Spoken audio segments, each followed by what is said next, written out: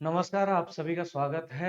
मैं उम्मीद करता हूँ आप सब पढ़ाई कर रहे होंगे और एंजॉय भी कर रहे होंगे। जैसा कि सभी लोगों को पता है कि इस साल 2023 और 24 जो स्टूडेंट तैयारी कर रहे हैं, जो सरकारी नौकरी की तलाश में घूम रहे हैं, उनके लिए बहुत बेहद अच्छा मौका आप लोगों को प्राप्त हो रहा है ना?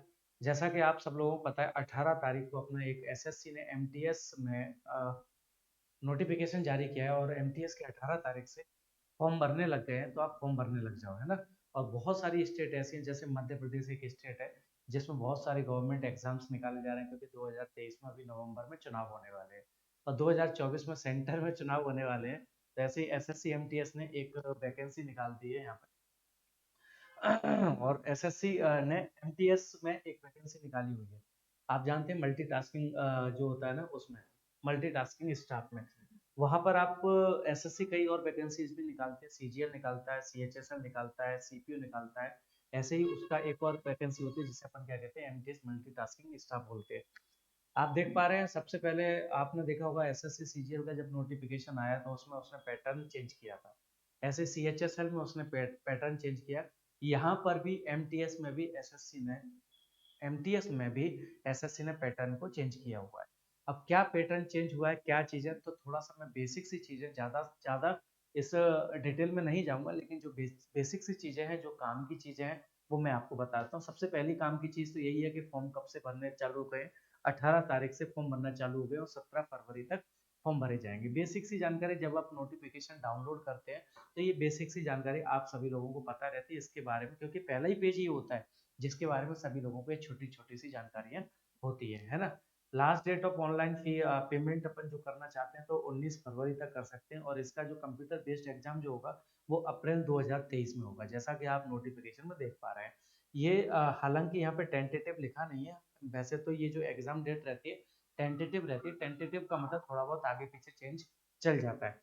आगे तो होता ही आगे होता है, पीछे तो होता ही नहीं है। जैसे अप्रैल है तो अप्रैल से पहले तो पेपर होगा नहीं, अप्रैल के बाद में ही होगा अगर वो चेंज करते हैं तो। वैसे यहाँ पे टेंटेटिव नहीं लिखा है, तो आप ये मान के चलें कि अपना अप्रैल 2023 में हो जाएगा। मतलब अप्रैल 2023 में पेपर आपका स्टार्ट हो जाएगा। ये बेसिक सी जानकारी है। आप बचपन से जो भी नोटिफिकेशन पढ़ते हैं, आपने सीजीएल का फॉर्म भरा होगा, उस समय जो नोटिफिकेशन भरा तो उसमें जो बेसिक सी जानकारी रहती है, वो बेसिक सी जानकारी वहीं से सीधा का सीधा कॉपी पेस्ट किया जाता है। जैसा सीजीएल का नोटिफिकेशन था, 90% चीजें कॉपी पेस्ट रहती है, 10% चीजें जो बेसिक सी रहती है, जो चेंज रहती है, वो चीज मैं आज आप लोगों को बताने आया हूं, है ना? जिससे कि हमारा वीडियो ज्यादा बड़ा भी नहीं हो पाएगा और कम समय में ज्यादा चीजों को अपन कवर कर पाएंगे। यहाँ पे आपको थोड़ी सी खुशी इस बात की होनी चाहिए बेटा कि हमारी जो वैकेंसी है वो लगभग 12,000 कुछ वैकेंसी है। अगर आप देखें 12,000 के आसपास वैकेंसी है, क्योंकि एमटीएस में वैकेंसी कितनी है, 10,880। और हवलदार जो सीबीआईसी रेवेन्यू डिपार्टमेंट रहता है, सीबीएन सीबीआईसी जो है, उसमें हवलदार की पोस्ट कितनी होगी, 529 पोस्ट हो गई।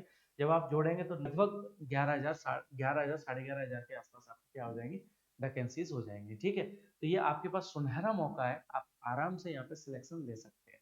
क्योंकि अगर मैं अदर ईयर के बारे में बात करूं, अदर ईयर में एसएससी एमटीएस क्या करता था, 3,000 3,500 4,000 वैकेंसी निकालता था। ये सुनहरा मौका इसलिए कि इस बार बहुत ज्यादा वैकेंसी है। आप देख पा रहे हैं सीजीएल में भी बहुत ज्यादा वैकेंसी थी, ऐसे ही एसएससी एमटीएस में भी उन्होंने बहुत ज्यादा वैकेंसीज दे रखी है। ठीक है, तो बढ़ते हैं यहाँ पे।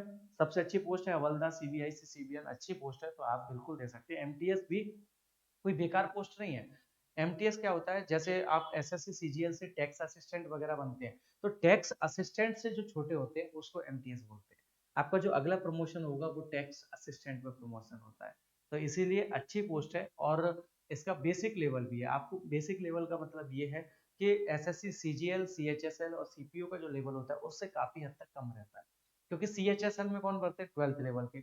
सीजीएल में और सीपीओ में कौन भरते हैं, ग्रेजुएशन लेवल के। और एमटीएस में कौन भरते हैं, 10th लेवल का। तो 10th लेवल का पेपर है, अगर आपने 10th कर रखी है तो बहुत अच्छा है आपके लिए, ये बहुत सुनहरा मौका है। आप यहाँ पे जॉब ले सकते हैं। बाकी सारी चीजें रिजर्वेशन वगैरह है, यहाँ पे आप ये देख सकते हैं कि कैटेगरीज वगैरह दे रखी हैं। तो हवलदार में कौन सी कैटेगरी और एमटीएस में कौन सी कैटेगरी। ये नेशनल और सिटीजनशिप है, ये बेसिक सी जानकारी रहती है कि आपको भारत का होना चाहिए या नेपाल का हो सकता है। भूटान, नेपाल और भूटान अपने अच्छे मित्र माने जाते हैं, इसलिए उन लोगों को भी यहाँ पे दे दिया जाता है। ठीक है, मतलब अप्लाई करने के लिए दे दिया जाता है। ये छोटी सी बात, यहाँ पे एक चीज और ध्यान रखना कि अगर आप हवलदार के लिए अप्लाई कर रहे हैं तो आपकी कम से कम उम्र 18 होनी चाहिए और ज्यादा से ज्यादा उम्र 25 होनी चाहिए, इससे ज्यादा नहीं होना चाहिए। अगर आप 18 से 25 के बीच में है तो एमटीएस और हवलदार का जो सीबीएन में है उसमें आप भर पाएंगे, और 18 से 27 है तो आप सीबीआईसी जो डिपार्टमेंट है, मतलब यहाँ पे रेवेन्यू का डिपार्टमेंट रहता है, और कुछ पोस्ट जो है एमटीएस की वो आपसे 18 से 27 की होंगी। इसका मतलब क्या, मैं बता देता हूँ एक छोटी सी बात।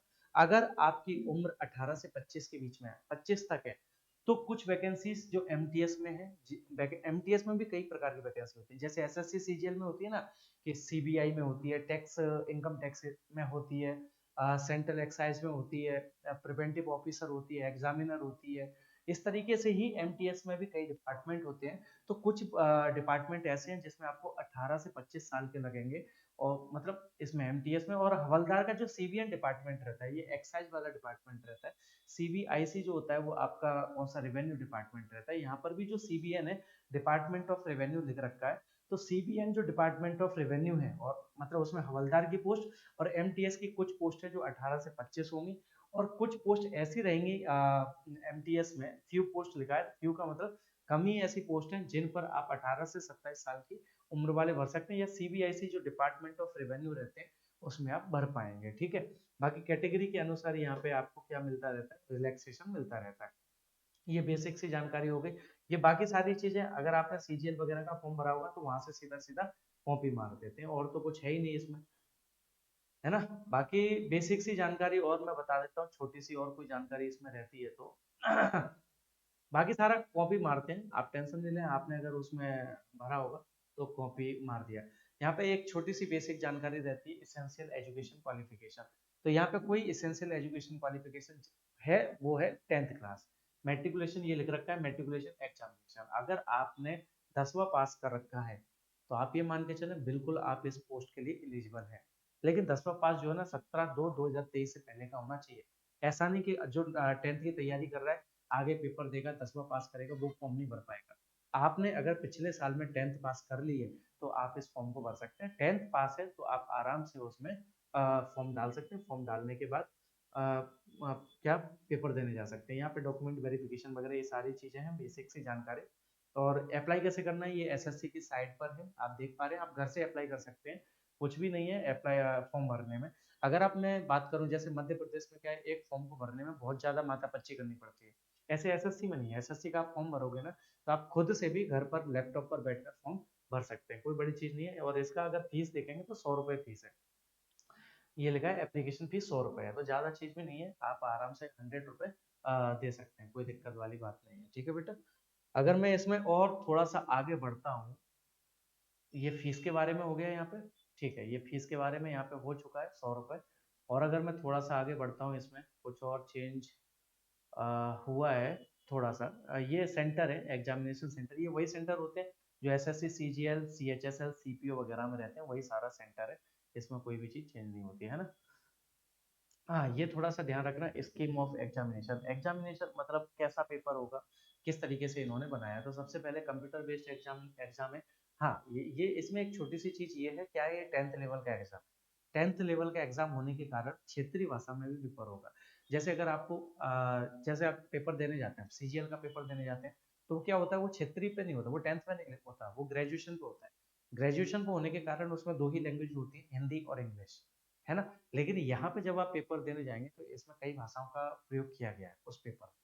जैसे कि अगर आपको मान लीजिए आसामीज आती है, आसाम के आप रहने वाले, आसामीज आपको अच्छी आती है तो आप आसामीज भाषा में पेपर को दे सकते हैं।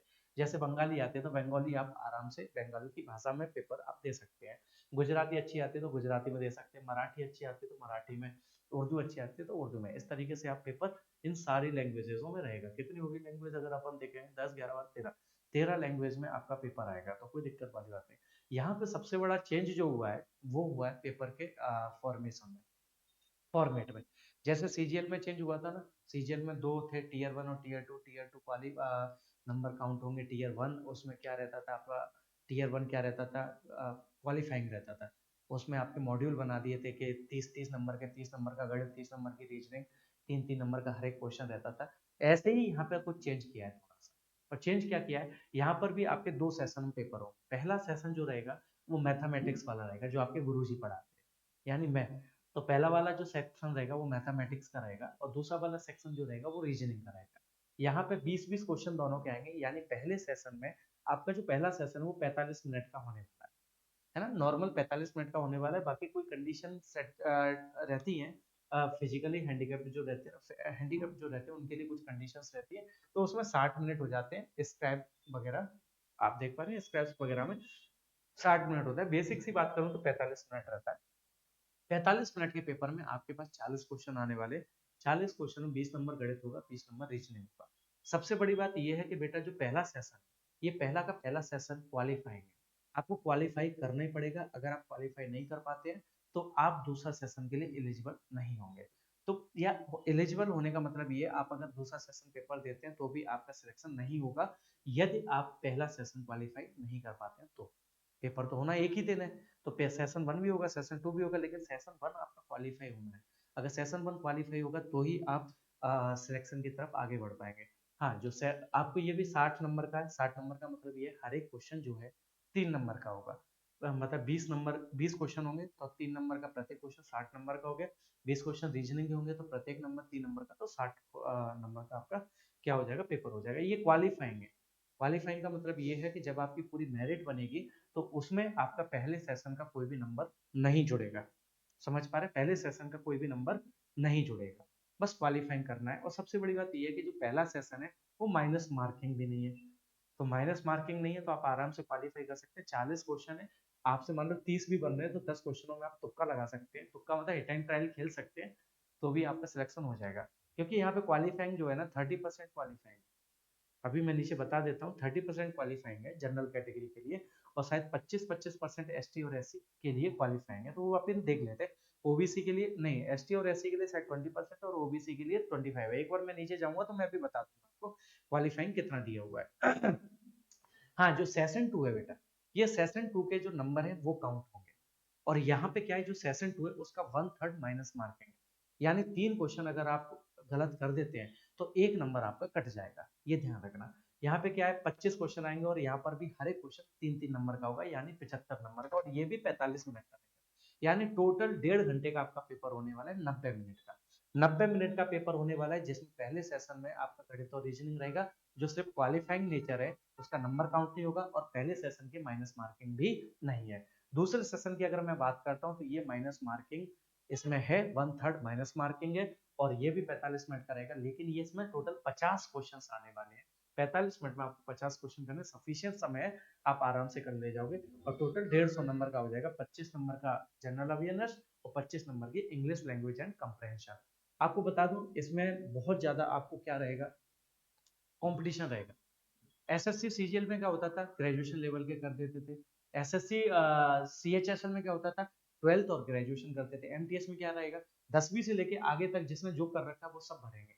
10वीं से लेके पीएचडी तक, जिसने BE, BTech, BCA, BSc, BCom, 12th, 10th जिसने सब कर रखा है सब भरेंगे। इसलिए इसमें कंपटीशन थोड़ा सा बेटा ज्यादा रहेगा, इसलिए आपको थोड़ा सा ध्यान रखना है। पर ये अच्छा हुआ है कि आपका जो सेशन वन है वो क्वालिफाइंग नेचर का, सेशन टू है वो थोड़ा माइनस मार्किंग रहेगा, इसमें आपको तुक्का नहीं लगाना।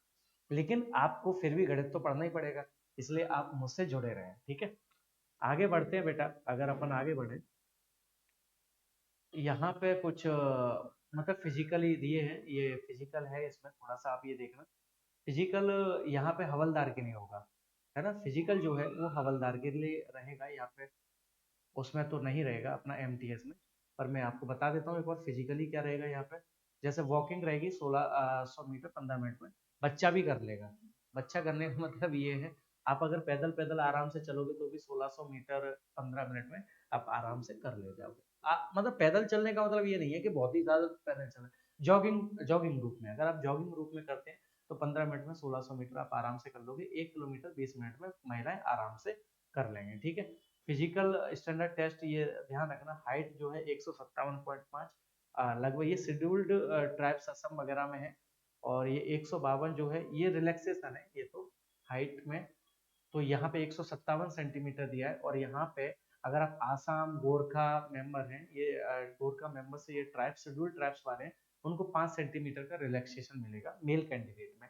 और चेस्ट उसकी 81 होनी चाहिए। जब अपन फुलाएंगे तो 5 मिनिमम 5 सेंटीमीटर एक्सपेंस होना चाहिए। फीमेल में यहाँ पे अगर आप देख पाएंगे तो 152 सेंटीमीटर है और 2.5 सेंटीमीटर का उनको क्या मिल जाएगा, रिलैक्सेशन, जो शेड्यूल्ड ट्राइब्स गोरखा आसामीज ये जो मेंबर्स होते हैं इनके लिए रिलैक्सेशन रहता है। जाति महिलाओं में वेट देखा जाता है और वेट उनका कम से कम कितना होना चाहिए, 48 किलोग्राम वेट होना चाहिए।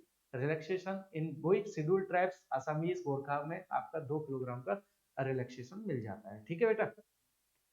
यहाँ पे अगर आगे बढ़ पाए तो मैं एक वो चीज बताने वाला था, क्वालिफाइंग नेचर वाला जो है, बाकी तो सब सेम है। डॉक्यूमेंट वेरिफिकेशन में क्या लगेगा, किस तरीके से रहेगा,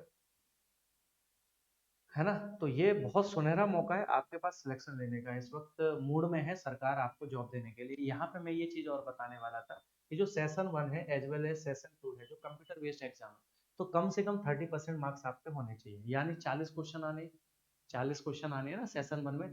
तो 40 का 30% कितना हो गया, 12 क्वेश्चन। 12 क्वेश्चन तो आपको कम से कम करने ही करने क्वालिफाइंग के लिए, मिनिमम क्वालिफाइंग मार्क्स चाहिए। मतलब 12 क्वेश्चन तो करने, फिर उसके अकॉर्डिंग वो डिसाइड करेंगे, नंबर ऑफ स्टूडेंट के अकॉर्डिंग डिसाइड करेंगे कि उन्हें मिनिमम कितना क्वालिफाइंग नेचर रखना पड़ेगा।